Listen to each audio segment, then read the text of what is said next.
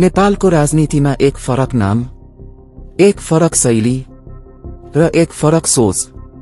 धरानका mayor Harka Sampang, ना ठूला गाडी, ना पार्टीको झण्डा, ना करोडौंको चुनावी खर्च, तर जनताको मन जित्ने शैली। पानी बोक्दै, श्रमदान गर्दै र सिधा बोल्दै। तर प्रश्न उठ्छ, के यस्तै नेता भोलि नेपालको प्रधानमन्त्री बन्न सक्छन्? आजको भिडियोमा हामी हेर्नेछ 2079 को स्थानीय चुनाव। धरानमा ठूलो राजनीतिक पार्टीहरू जस्तै नेपाली कांग्रेस, नेकपा एमाले र माओवादी केन्द्र सबै मैदानमा थिए। तर जिते कसले? एक स्वतन्त्र उम्मेद्वार, हर्क साम्पाङ। उनको क्याम्पेन फरक थियो।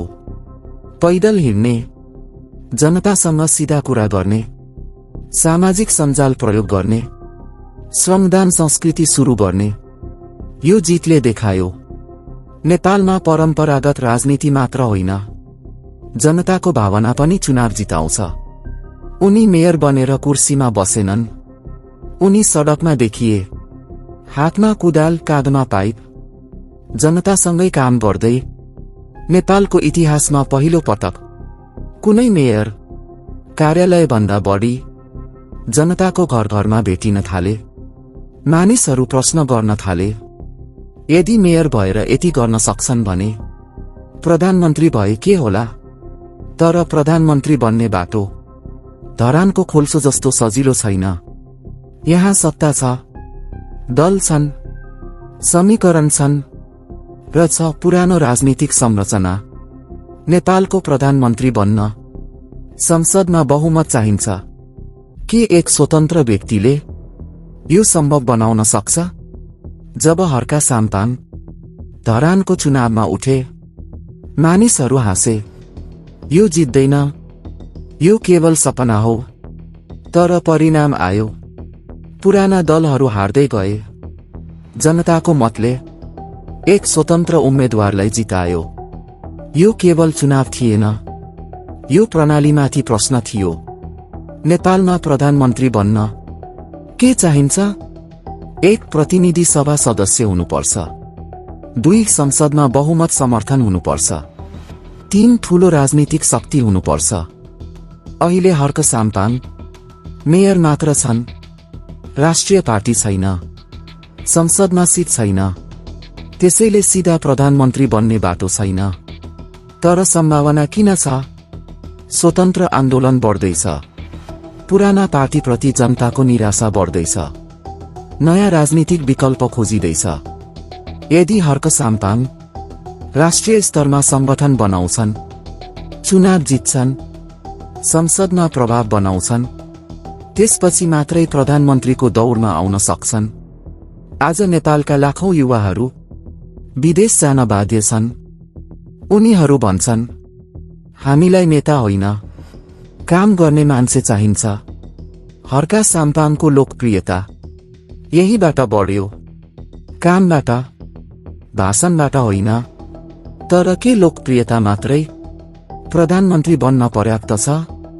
के उनी राष्ट्रिय स्तरमा दलहरूसँग प्रतिस्पर्धा गर्न सक्छन्? के स्वतन्त्र आन्दोलन देशभर फैलिन सक्छ?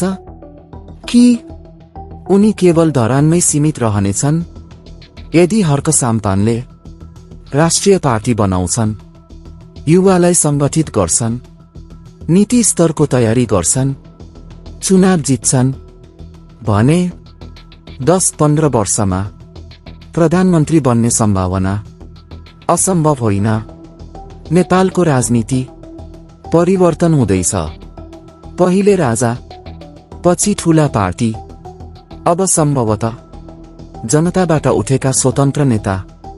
कल्पना गरौं, यदि नेपालभर स्वतन्त्र उम्मेद्वारहरूको लहर आयो भने, यदि युवाहरू दल होइन काम हेरेर मतदान गर्न थाले भने, त्यो दिन संसदको चित्र बदलिन सक्छ र प्रधानमन्त्रीको कुर्सीमा पहिलो पटक एक स्वतन्त्र आन्दोलनबाट आएको व्यक्ति बस्न सक्छ र त्यो नाम हुन सक्छ हर्क साम्पाङ।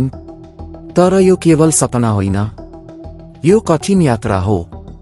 उनीलाई चाहिन्छ राष्ट्रिय संगठन, मजबुत टोली, स्पष्ट नीति र संसदमा सिट। सबैभन्दा ठूलो कुरा, धरानभन्दा बाहिर देशभर जनताको विश्वास। हामी परिवर्तन चाहन्छौं, हामी काम गर्ने नेता चाहन्छौं, हामी नयाँ राजनीति चाहन्छौं। यो आवाज यदि सडकबाट उठेर संसदसम्म पुग्यो भने नेपालको राजनीति सधैँका लागि बदलिन सक्छ। प्रधानमन्त्री बन्ने कुरा आज असम्भव जस्तो लाग्न सक्छ, तर धरानको मेयर बन्ने कुरा पनि कहिल्यै सम्भव जस्तो लाग्थेन। राजनीति बदलिन्छ जब जनताले निर्णय बदल्छन्। अनि प्रश्न अब पनि उस्तै छ, के नेपाल तयार छ एक स्वतन्त्र प्रधानमन्त्रीका लागि? कथा यहाँ समाप्त हुँदैन, यो त केवल सुरुवात हो। भिडियो राम्रो लाग्यो भने यसलाई लाइक, शेयर, कमेन्ट र सब्स्क्राइब गर्नुहोला।